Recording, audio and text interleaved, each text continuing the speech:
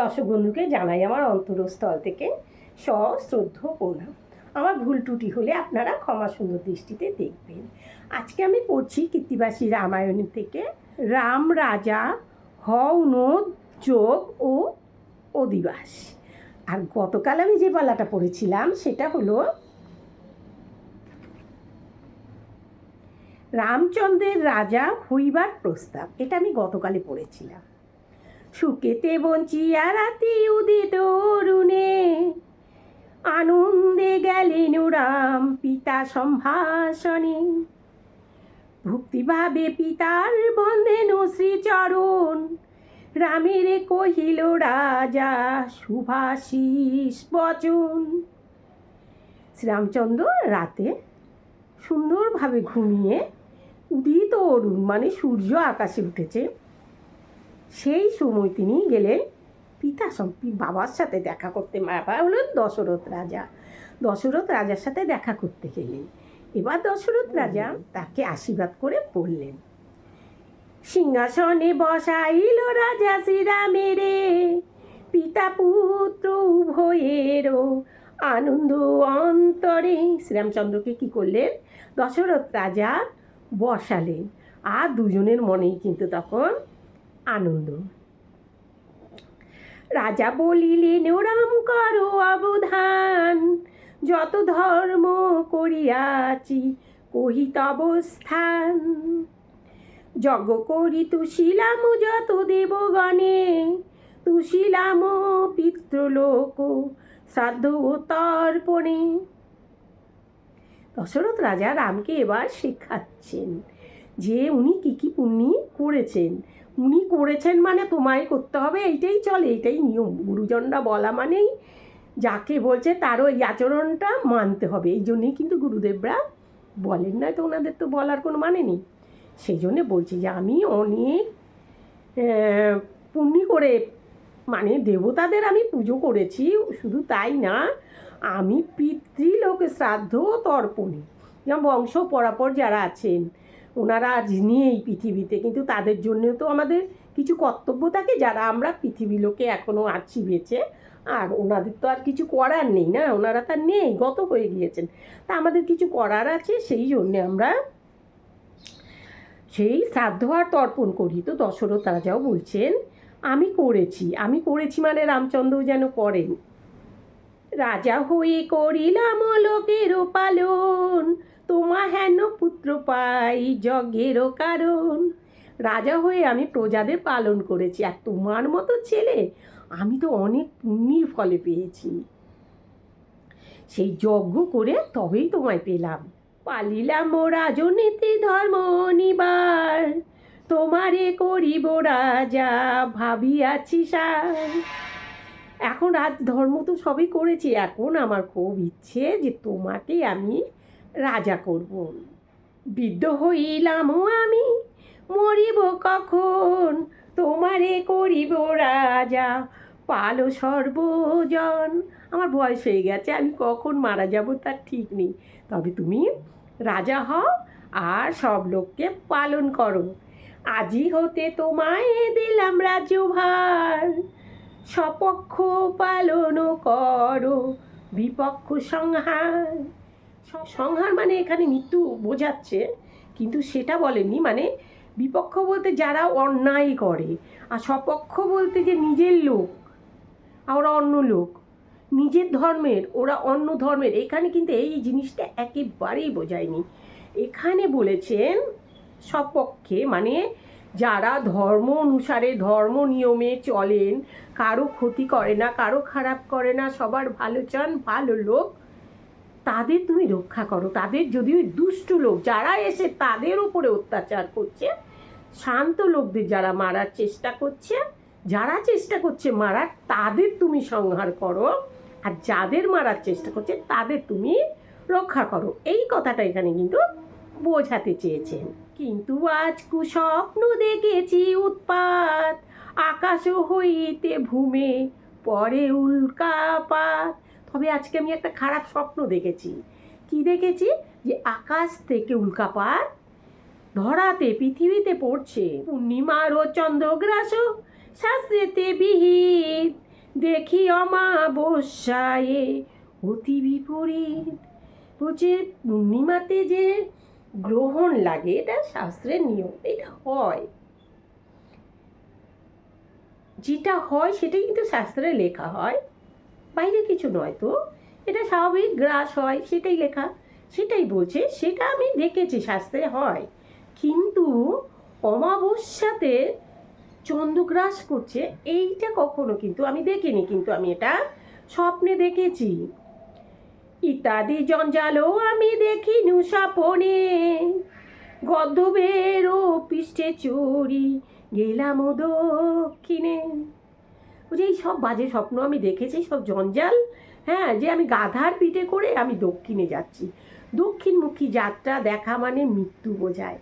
কেন আমাদের মৃত্যু হলে কিন্তু আমাদের ওই জন্যই বলে যম রাজা থাকেন দক্ষিণ দিকে, তো দক্ষিণে যাওয়া মানে মৃত্যু বোঝায়। সেই জন্যে স্বপ্নতে দেখেছি উনি, সেটাই উনি বলছেন যে আগেই আমি আভাস পেয়ে গিয়েছি, তাই আমি তোমায় রাজা করতে চাই। আমি যেমন করে রাজা হয়ে সবাইকে পালন করেছি আর দুষ্টুর দমন করেছি, যে ভালোদের যারা মারে ভালোদের রক্ষা করেছে, আর যারা মারছে তারা হলো দুষ্টু, তাদের সংহার করেছে, তুমিও সেটা করবে। কুস্বপ্ন দেখেছি আজি নিকট মরণ, তুমি রাজা হও তবে সফল জীবন। আমি যখন কুস্বপ্ন দেখেছি তখন আমার নিকটেই মরণ। হ্যাঁ, তো তুমি যদি রাজা হও তাহলে আমার জীবনটা সার্থক। কনিষ্ঠ ভরত তার না জানি আশায়, তারে রাজ্য দিতে কবু উপযুক্ত নয়। কনিষ্ঠ তো ভরত, কিন্তু ভরত যে কি করবে জানি না, তবে হিসেব মতো ছোটরা রাজ্য পান না, বড়দেরই রাজ্য দিতে হয়। জ্যেষ্ঠ সত্যে কনিষ্ঠের নাহি অধিকার, তুমি রাজা হও রাম করো অঙ্গীকার। তো বড় থাকতে ছোটকে রাজা, এটা কিন্তু কখনো উচিত নয়। তা আমি চাই তুমি রাজা হও, তুমি অঙ্গীকার করো, মানে তুমি স্বীকার করো। কত সত্য শত্রু তবু আছে কত স্থানে, কে বা সত্য কে বা মৃত্যু কে বা তাহা জানে। কত যে শত্রু তোমার চারধারে রয়েছে, কে যে শত্রু কে যে মিত্র কি করে বুঝবো? এটা তো স্বাভাবিক কথা। দেখো, পাশে বসে থেকেও তুমি জানবে না সে তোমার ক্ষতি চাইছে না, এইরকমই জীবনটা। হ্যাঁ, তুমি হয়তো পাশে বসে আছো, একসাথে আছো, ওর মনে কী চলছে তুমি জানো না, তো কে শত্রু কে মৃত্যু, সে হয়তো তোমার খুব ভালো ব্যবহার দেখাচ্ছে, তোমায় বুঝতে দিচ্ছে না যে তোমার ক্ষতি চাইছে, কিন্তু তবু তো তুমি জানো না। সেই বলছে কি করে বুঝবো সেটা আমি। আমি বিদ্যমানে ধরো ছত্র নবদণ্ড, কি জানি আসিয়া কেউ করে কোনো কাণ্ড। আমি বেঁচে থাকতে থাকতেই তুমি ছত্রদণ্ড ধরো, নয়তো কে এসে কি কাণ্ড করবে সেটা আমি জানি না। আজি অধিবাজ্যে পূর্ণ বসু নক্ষত্র, পুষ্যকল্ল হইবে ধরিবে দণ্ড ছত্র। এতেকে বলিয়া রামে দিলে কবিদায়, অন্তপুরে রামচন্দ্র গেলেন তথায়। এই সব কথা বাবার সাথে শুনে অন্তপুরে ভিতরে মা যেখানে আছেন কৌশল্যা দেবী, সেখানে গেলেন। বসেছেন কৌশল্যা বেষ্টিত সখী বৃন্দে, শাশ্বত রানী তথা আছেন আনন্দে। যেখানে কৌশল্যা দেবী বসে আছেন তার দাস দাসী তাকে একদম ঘিরে রেখেছেন, আরও 700 রানী যেখানে রয়েছেন সেখানে গেলেন রামচন্দ্র। দেব পূজা করে রানী নানা উপচারে, হেন কালে শ্রীরামচন্দ্র গেলেন তথাকারে। দেব পুজো চলছে, কৌশল্যা দেবী সবাইকে নিয়ে পুজো করছেন, ওই টাইমে শ্রীরামচন্দ্র মায়ের কাছে গেলেন। রামেরে দেখেন রানী সহাস্য বদন, মায়ের চরণ রাম করেন বন্ধন। দেখো, মার কাছে গেলেন হাসি মুখে, মা রামচন্দ্রকে দেখে হাসি মুখে, রামচন্দ্র গিয়ে কী করলেন, মায়ের চরণ বন্ধন করলেন, মানে প্রণাম করলেন। হ্যাঁ, এটা হলো আমাদের নীতি, এটাই আমরা ধর্মে শিখে এসেছি যে গুরুজনদের সবসময় প্রণাম করতে হয়, ঘুম থেকে উঠেই বাড়িতে মা বাবা যিনি আছেন তার প্রণাম করতে হয়, আর দেবদেবীদের প্রণাম করতে হয়, আর গুরুজনরা বাড়িতে থাকে তাদের প্রণাম করতে হয়। তো শ্রীরামচন্দ্র তখন মায়ের কাছে গেলেন, মাকে প্রণাম করলেন। মায়েরও সম্মুখে দণ্ডাইলে রঘুনাথ, কহিনু সকল কথা করি জোড়ো হাত। এখন কি, এখন ছেলেরা মেয়েরা তর্ক করে করে একদম মা মুখের বাবার কাছে মানে নিজেরা কি একজন হয়ে গেছি আমি, তোমরা আর গার্জেন নয়, তোমরা যেন একটা হীন প্রাণী, এইরকম চোখে এখনের ছেলেমেয়েরা দেখে।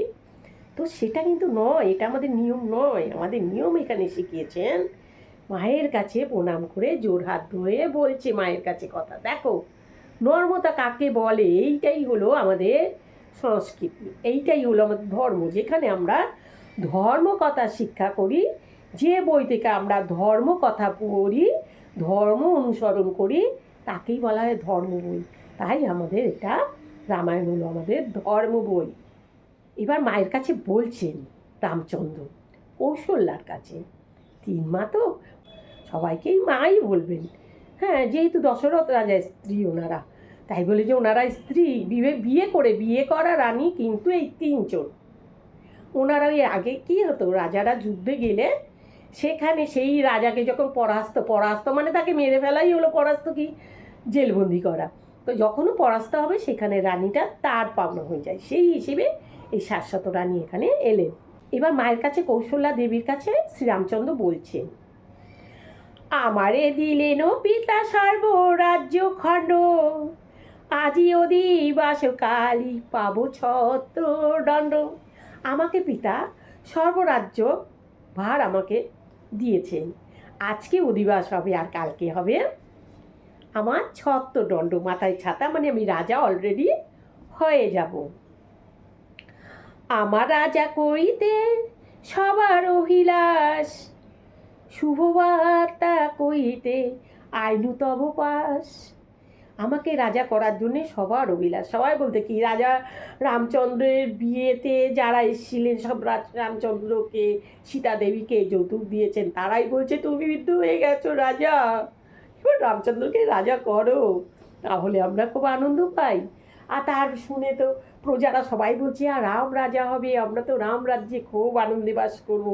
দেখছে দশরথ রাজা তখন সবারই তো অভিলাষ, মানে সবারই ইচ্ছে এটাই, আমারও বয়স হয়ে গেছে, আমিও একটা খারাপ স্বপ্ন দেখেছি, কখন মারা যাব জানি না, তা আমি বেঁচে থাকতে আমি রামচন্দ্রের হাতে রাজ্যপাটটা দিয়ে যাই। তো সেই চিন্তা করে রামচন্দ্রকে বললেন, রামচন্দ্র এখন গিয়ে মাকে বলছেন যে এটা আমার বাবা ভেবেছেন, সেটা বলার জন্য আমি তোমার কাছে এসেছি। নানা উপহারে মাতা করো ইষ্ট পূজা, মমপতি যেন তুষ্ট হন দশ ভুজা। তুমি নানা উপাচার দিয়ে তোমার ইষ্টকে পুজো করো, ইষ্টকে যে যাকে সাধনা করে তার সে ইষ্ট, তো পূজা করো, আর আমার প্রতি যেন দশভুজা মা দুর্গা যেন সন্তুষ্ট থাকেন। দেখেছো পূজা আমাদের নেই, এই বইটা মানে রামায়ণ প্রায় 10,000 বছর হয়ে গেছে। রাম ছিলেন, রাম ছিলেন, রাম রাজত্ব শেষ হয়েছে 10,000 বছর হয়ে গেছে, বুঝতে পারলে? তো তার আগে আগে আগে আগে আগে আগে এক এক জন তো তখন 10,000 বছর বাঁচতেন এক এক রাজা, হ্যাঁ। তো সেইভাবে ধরলে কোথায় আমাদের সেই কি বলবো কোন গোড়া গিয়ে আমরা খুঁজে পাবো না, বুঝতে পারলে? এত দূর পর্যন্ত আমাদের গোড়া, কত হাজার হাজার হাজার হাজার কত হাজার যে, হ্যাঁ লক্ষ্য ছাড়িয়ে তার উপর ছাড়িয়ে চলে যাবে, তো এতটা তো তত পর্যন্ত নেই, আমি হিসেব করেও দেখিনি, তবে হিসেব করে একসময় বলবো, ঠিক আছে? যতটুকুনি বইয়ে লেখা আছে সেটা আমি একটা হিসেব করে তোমাদের জানাবো, এটা আমার ইচ্ছে আছে। তো যাই হোক, বলছি দশভুজা পূজা করো, তার মানে তখনও পুজো প্রচলিত ছিল, এখন অনেকের মুখে শোনা যায় পুজো নাকি প্রচলিত ছিল না, পুজো করা পাও। তো যাই হোক বন্ধুরা, পুজো আগেও প্রচলিত ছিল, এখনও আছে, এটা ভগবান শ্রীরামচন্দ্র তিনি পর্যন্ত দশভুজার পূজা করেছেন। এতেকেও শুনিয়ান হরষিত মন, রামের কল্যাণ করিলেন অগণন, এটা শুনে রানী খুব আনন্দ পেলেন। এবার রামের কল্যাণ মানে এত যে করলো তা গোনা যায় না। কৌশল্যা বলেন রাম, হও চিরজীবী, তোমার সহায় হোক শ্রী পার্বতী শিব। তুমি চিরজীবী হওয়া, তোমার সহায় যেন সবসময় পার্বতী শিব থাকেন। অনক কঠোরে আমি পুজিলাম শঙ্করে, তোমা হেন পুত্র রাম ধরিনু উদরে। অনেক কষ্টে আমি শঙ্করকে মানে শিবকে আমি পূজা করেছি, অনেক কষ্টে আমি তোমাকে পেটে ধরেছি। শুভক্ষণে জন্ম নিলাম আমারও ভবনে, রাজমাতা হইলাম তোমারও কারণে। শুভক্ষণে তুমি জন্ম নিয়েছ, আর সেই কারণেই কিন্তু আমি আজ রাজমাতা হচ্ছি। সুমিতা সপত্নী সে আমাতে অনুরক্ত, তার পুত্র লক্ষণ তোমার বড় ভক্ত। তোমার কুশল সে চাহে অনুক্ষণ, অতি হিতকারী তব সুমিত্রানন্দন। তোমার ভালো সব সময় সে চায়, তা অতি হিতকারী কিন্তু সুমিত্রানন্দন। এতেক কৌশল্যা দেবী কহিলেন কথা, হেন কালে শ্রীলক্ষণ আইলেন তথা। দেখবে কারো নাম নিতে নিতে তাকে যে ভালোবাসে না সে কিন্তু কাছে চলে আসে, সেই রকমভাবে ওই সময় কিন্তু লক্ষণ চলে এলেন কৌশল্যা দেবী বলতে বলতেই। লক্ষণের দেখিয়া হাসেন রঘুনাথ, কৌশল্যারে বন্ধেনু লক্ষণ জোড়ো হাত। তখন রঘুনাথ লক্ষণকে দেখে বলতে যাচ্ছে, আর ওই সময় উনি লক্ষণ জোড়হাত করে কৌশল্যা দেবীকে বলছেন। লক্ষণের প্রেম ভরে দিয়া রামকোল, বলেন সাহাস্য বদনেতে মিষ্টি বল। এবার জড়িয়ে ধরে ভাইকে মিষ্টিভাবে ভাইকে বলছেন, মম ভক্ত ভাই তুমি পরম সুস্থির, তুমি আমি ভিন্ন নহি একই শরীর। আমার হিতৌষী তুমি যদি পাইও রাজ্য, উভয়েতে মিলিয়া করিব রাজ্য কার্য। তুমি আমার সব সময় ভালো চাও, তুমি আমার প্রাণ। হ্যাঁ, যদি আমি রাজ্যটা পাই, কিন্তু ভেবো না যে আমি পেয়েছি, আমরা দুজনে মিলেই রাজ্য চালাবো। এতেকে বলিয়া রাম হইল বিদায়, আশীর্বাদ করিল সকল রানী তার। এই বলে রামচন্দ্র যাবার জন্য তৈরি হলেন, আর সব রানীরা তাকে আশীর্বাদ করলেন। গেলেন পিতার কাছে শ্রীরাম লক্ষণ, রাজা বলে রাম এবে হইল শুভক্ষণ। শ্রীরাম লক্ষণ এবার দশরথ রাজার কাছে গেলেন। তখন দশরথ রাজা বললেন, রামচন্দ্র এবার তো শুভ সময় হয়ে গেছে। বৈশিষ্ট্য নারদ আদি আইল সে স্থানে, আজ্ঞা পেয়ে আয়োজন করে সর্বজনে। এই আয়োজন করো বলতে বলতে সবাই মিলে আনন্দে আয়োজন করতে লাগলো। বৈশিষ্ট্য মণি টুনি তো কুলপুরোহিত না, নিমন্ত্রণ করিয়া আইল রাজাগণ, রাম রাজা হবেন সকল ইষ্টমন। রাজা বলবো সবাইকে সব নিমন্ত্রণ করে টোরে আসছে, সবাই মিলে আয়োজন, ঝটপট আয়োজন না, হঠাৎ করে ব্যাপারটা হয়েছে। হ্যাঁ, আর রাম যে রাজা হবে তাই জন্য সবারই মনটা শান্তি আছে। বিদ্যাধরী নাচে গায়ে গন্ধর্বেরও সঙ্গীত, চতুর্ভীতে জয় ধ্বনি শুনি সুললি। চারধারে বিদ্যাধরীরা গান করছে, গন্ধর্বেরা নাচ করছে, আর চারদিকে যেন জয়ধ্বনি, শুনতে এত মিষ্টি লাগছে।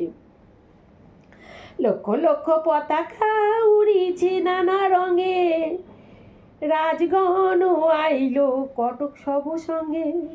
লক্ষ লক্ষ পতাকা চারধারে সাজিয়ে দিয়েছে, আর রাজারা সবাই এসেছে। কটক মানে সৈন্য, রাজারা কখনো কিন্তু একা আসে না, তার সাথে তার সৈন্যবাহিনী আসে। কেন বলে তো, কোথায় যুদ্ধ বাঁধবে, কোথায় কী মনে কী ছলে আমাকে ডেকেছে আমি জানি না, কিন্তু যুদ্ধ বাঁধলে যেন আমার সৈনিক আমার সাথে থাকে। তাই সব ইয়েকে কটক কটক মানে সৈন্য তাদের নিয়ে এসেছে সঙ্গে। নানা রঙের রথরতি হস্তি গৌরা সাজে, নানা জাতি বাদ্য শুনি নানা দিকে বাজে। অধিবাস করিতে আইল ঋষি মুনি, রাম জয় বলিয়া করিছে জয় ধ্বনি। সব ঋষিমুনিরা সবাই আসলো অধিবাস করতে, সবাই রাম জয় শ্রীরাম জয় শ্রীরাম বলে জয়ধ্বনি দিতে লাগলো। নারিকেল গুবাক্ষ রূপিল সারি সারি, গীতের প্রদীপ জালে প্রজার কুমারী। নারিকেল আর সুপারি হলো শুভ জিনিস, তাই সেই গাছ সারি সারি করে বসালো। আর সব প্রজাগণ, যেমন আমাদের যখন আমাদের এখানে রাম মন্দিরটা হয়েছে আমরা সবাই প্রদীপ জ্বালিয়েছি না, ওইরকম সব প্রজারা ঘিরে বাতি জ্বালাচ্ছে। নানা রত্নে নির্মাইল লক্ষ লক্ষ ঘর, বিবিধ পতাকা উড়ে চালের উপর।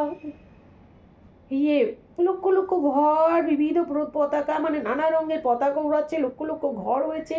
এই জায়গাটা পড়তে গিয়ে জানো বন্ধুরা আমার কি মনে পড়ছে, এই গো ছা আমি তো ভুলেই গেলাম, ভুলে যাচ্ছি তো, কি একটা মেলা হলো না, কুম্ভ মেলা, রাইট রাইট ভুলে গেছি, কুম্ভ মেলা হলো না। এই যে কুম্ভ মেলাতে আমি তো দেখো ছোটোবেলা থেকেই মায়ের মুখের আওয়াজ শুনেছি, বাবার মুখে শুনেছি, তখন থেকে আমার একটা কল্পনা ছিল যে সত্যি এরকম হয়, এরকম হয়েছিস, ওই জায়গাটা যদি আমি দেখতে পেতাম, ভাগে কি হয়। আর তো সেই বয়সে আমি কি ছিলাম বা ছিলাম হয়তো জানি না, এখন তো আর যেতে পারবো সেখানে, পারবো না, তো কিন্তু আমার ভেতরে একটা কল্পনা ছিল। তো এই আমি কুম্ভ মেলায় যখন গিয়েছি না, 144 বছর বাদে যে কুম্ভ মেলা হলো, সেই কুম্ভ মেলাতে যখন গেলাম না, সত্যি যোগী রাজ্যে এত সুন্দরভাবে সব আয়োজন করেছে না, কারো কোনোভাবে যেন ত্রুটি না হয়। দেখো আমাদের সাধারণ ঘরে একটা পুজো দিতে গেলে কয়েকজনকে আমরা নিমন্ত্রণ করলেও আমাদের একটু নির্বিষ একটু হয়, আর এটা একটা পুরো দেশ বলা ভুল হয়ে যাবে, পুরো বিশ্ব জুড়ে লোক কোথা থেকে না কোথায় যা ইচ্ছে হয়েছে সে এসেছে। আর তার জন্য ওখানে যে আয়োজন এতভাবে করেছিল না, সে কি বলবো, মানে আমি ধন্য হয়ে গেছি। যে আমার মনে হচ্ছিল, হ্যাঁ যখন ওই ব্রিজটার ওপরে গিয়ে আমি দাঁড়িয়ে সন্ধেবেলাতে দেখছিলাম না, আমার একেবারে উপলব্ধি হচ্ছিল আমি সত্যিকারে দশরথ রাজা আছেন বেঁচে, চার ধারে সেইভাবে পতাকা উঠছে। মানে এই যে ওই ব্রিজের ওপরে ওঠার পরে নিচেতে গঙ্গা তো শুকিয়ে ফেলেছে, গঙ্গা শুকিয়ে সেখানে তো ওই কি নানা রকম সাধুরা এসেছিলেন, যেমন দশরথ রাজা নানা রকম সাধুদের ওখানে আনতেন, হ্যাঁ সব রকম সাধু ওখানে এসেছিলেন, যত রকম হয় বলতে পারো। তো তাদের ঘর আলাদা আলাদা আলাদা আলাদা সব ওই ত্রিপাল ধরনের জিনিস দিয়ে দিয়ে করে দিয়েছিল, আর সবারই মাথাতে কিন্তু একটা করে পতাকা ছিল। তো ওই ব্রিজটার ওপর থেকে সেটা দেখছি সন্ধেবেলাতে, আর লাইট জ্বলেছে, সেই লাইটের আলোতে পতাকা ঘরগুলো মানে এত সুন্দর লাগছিল না। আমি ক্যামেরা করেছি, আছে অনেক ভিডিওটা, তো ক্যামেরাতে না যেমন চোখে দেখা যায় তেমনটা কিন্তু আসে না, বুঝতে পারি। তো দারুণ লাগছিল, আর আমি তখন উপলব্ধি করছিলাম, আর মনের মধ্যে সেই মুহূর্তটা মনে পড়ছিল যে আমি মনে হয় সেই দশরথ রাজা এখনও আছে, সেই রকম তিনি আয়োজন করেছেন, আর আমরা সেখানে এসেছি। আমি ধন্য, বিশ্বাস করো আমার জীবন সার্থক, আমি সেই দৃশ্যটা যে দেখতে পেরেছি আমার জীবন সার্থক হয়েছে। সেই রকম মানে যেমন বইয়ে পড়েছি, এত না হলেও একটা মানুষ, সাধারণ মানুষ ইনি, ওনারা তো ভগবান, হ্যাঁ ভগবান রামচন্দ্র কেমন ঘরে জন্ম নিতে পারেন, তো তিনি করেছিলেন ব্যাপারটা, বুঝতে পারলে সেই রাজা। তার সাথে এর সাথে তো কিছুটা ডিফারেন্স হবে, তো বলেও মানে সেই ছোটোবেলা বইটা পড়া শোনা, পড়িনি শুনেছিলাম, আর তার দৃশ্যের সাথে আমার এটা একেবারে যেন মিল হতে যাচ্ছিল, আমার দারুণ লেগেছে। বিশ্বাস করো, তোমরা কে কে গিয়েছো আমি জানি না, গেলেও অবশ্যই লিখবে যে কী অপূর্ব লেগেছে, সে মানে কল্পনা করা যায় না। কে কীভাবে সেটা নিয়েছো একটু লিখে জানাবে তো।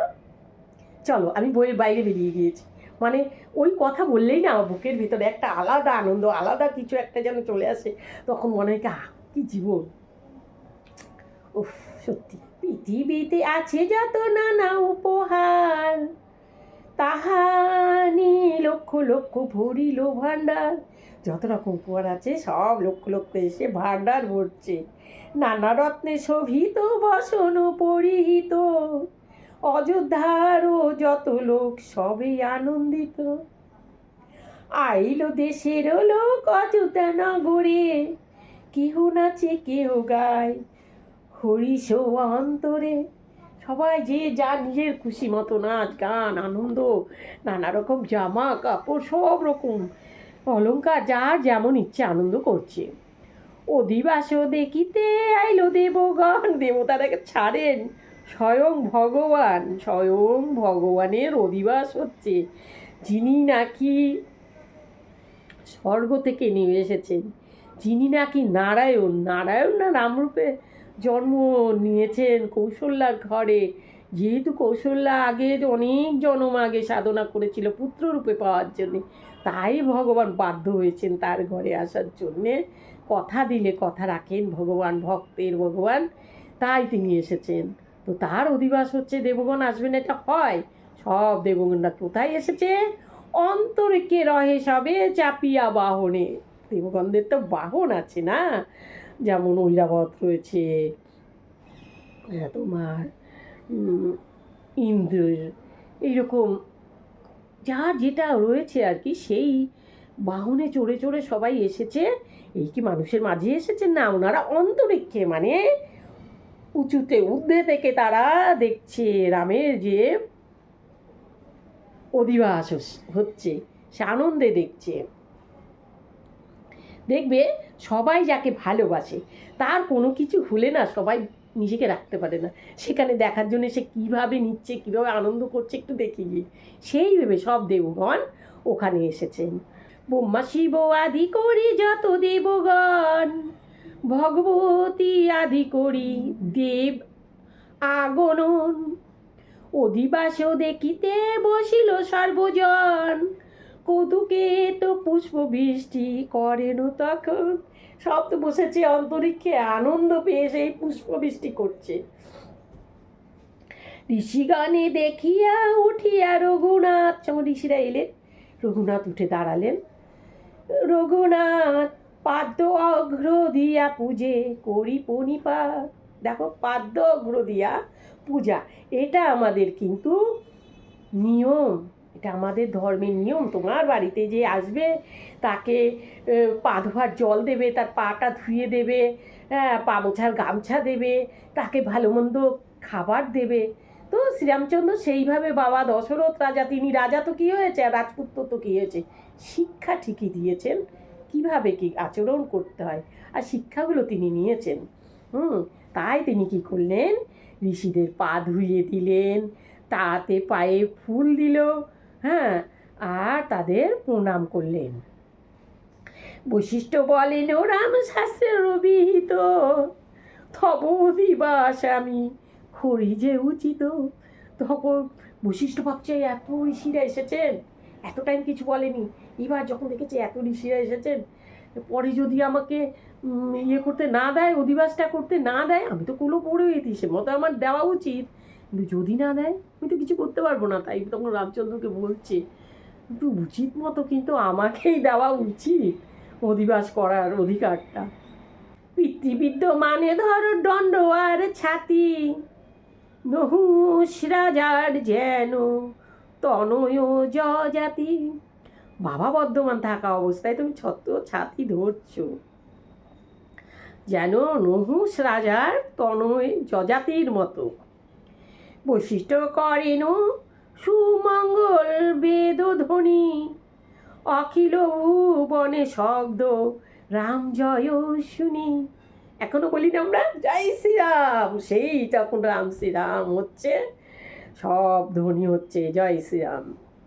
অধিবাস রামের হইল সমার্পণ, আনন্দে দেখিয়া স্বর্গে গেল দেবগণ। তখন অধিবাস শেষ হলো, স্বর্গে দেবগণ আনন্দে ফিরে গেলেন। স্বর্গ কি একটা, স্বর্গ অনেক, প্রতিটা দেবগণের জন্যে প্রতিটা স্বর্গ আলাদা আলাদা স্বর্গ রয়েছেন, কিন্তু গোলক ধাম একটা, সেটা শুধু নারায়ণের জন্যে, বৈকুণ্ঠ।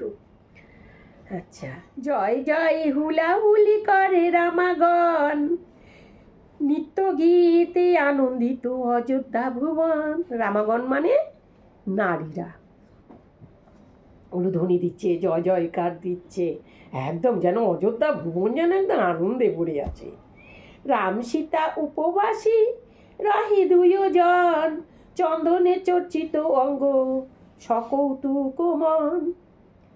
রাম সীতা দুজনে উপবাস রয়েছেন আর আনন্দ মন চন্দনে তাদের সাজানো হচ্ছে। নানা রত্ন ধন সবে দিলেন যৌতুক, নিজালয়ে গেল সবে দেখিয়া কৌতুক। নানা রকম সবাই, আমরা এখন এটাকে গিফট বলি, উপহার বলি, মানে ওই তখন ওটাকে যৌতুক বলা হতো। সবাই সেই দিয়ে সবাই যে যার মতো খাওয়া দাওয়া করে আনন্দ করে বাড়ি ফিরে গেল। বলেন বৈশিষ্ট্য মুনি রাজারও সাধুনে, অধিবাস রামেরও হইল শুভক্ষণে। এবার বৈশিষ্ট্য মুনি সব কাজকর্ম সেরে নিয়ে শান্ত হয়ে রাজার কাছে বলছেন যে শুভক্ষণে কিন্তু রাজা অধিবাসটা হয়েছে। শুনিয়া হাসেন আনন্দিত মনে, নানা রত্ন দানে রাজা তুষিল ব্রাহ্মণে। শুনে রাজা খুব আনন্দ পেলেন, নানা রত্ন দিয়ে সন্তুষ্ট করলেন ব্রাহ্মণকে, বৈশিষ্ট্য মুনিকে। বেলা হইল শেষ নক্ষত্র গগনে, অধিবাস দেখি ঘরে গেল সর্বজনে। সবাই তো চলে গেছে, তার মাঝেও তো একেবারে কিছু কিছু লোক থেকে যায় না। তো সেরকম ছিল যখন আকাশে গগনে মানে আকাশে যখন তারা উঠছে, এক এক করে সবাই বাড়ি ফিরে গেল। সুগন্ধি পুষ্পের গন্ধ বয়ে চতুর্ভিতে, দেবতুল্য বেশে সবে শুইলা নিদ্রাতে। যে যত রাজা টাজা এসেছে সবাইকে আবাস দিয়ে, মানে সবাইকে থাকার জায়গা দেওয়া হয়েছে, এত ফুল এসেছে, এত এত এত ফুল, এই যে ফুলের গন্ধটা হচ্ছে চারধারে পরিবেশটা হাওয়াতে ফুলের গন্ধে, আর প্রত্যেকটা দেবগণ ফুল পুষ্পবৃষ্টি করেছে, তো তার একটা আলাদাই সুগন্ধ সব যেন। আর সেই গন্ধের মধ্যে সবাই সেই রাতটা শান্তিতে ঘুমালেন, যেন রাজারা দূর দূর থেকে এসে তারা চলে যেতে পারেনি, তারা ওখানে শান্তিতে নিদ্রা করলেন। কেন, পরের দিনই তো রাজা হবে, সেটা তো দেখে তারা বাড়ি ফিরবে না, তাই। রাতি অবসান হয় সূর্যের উদয়, শয়নতে জিল সবই আনন্দ হৃদয়। সূর্য উঠলো, কাজ শেষ হলো, সবাই আনন্দে ঘুম থেকে উঠে পড়লেন। চলো বন্ধুরা, আজকের পালাটা এখানে রাখছি। আমি জানি না কেমন পড়ছি, তোমাদের কাছে কেমন লাগছে কিচ্ছু জানি না, তোমরা লিখে জানিও। ওকে, সরি, কেমন করছি জানি না, তোমরা লিখে জানিও। চলো আজকের পালাটা এখানে রাখছি। আগামীকাল আমি যে পালাটা পড়বো সেটা হলো শ্রীরামচন্দ্রের রাজ্য প্রাপ্তি সকলের আনন্দ, এটা আমি আগামীকাল পড়বো।